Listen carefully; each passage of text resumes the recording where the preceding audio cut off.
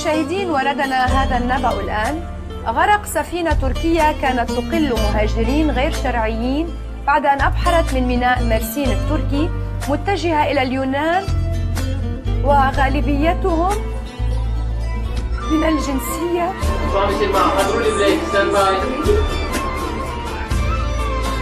ستاند باي محمود، بريك، ستاند باي بريك.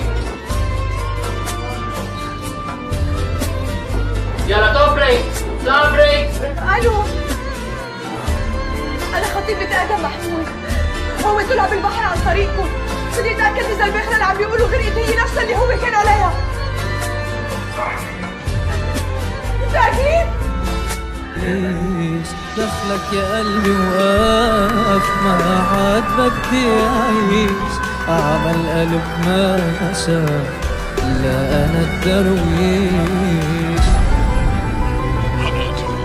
طيب انا بالحب شيطان يا قلبي، اخترت حاجي فلا لا ارحمني ما بدي اعيش.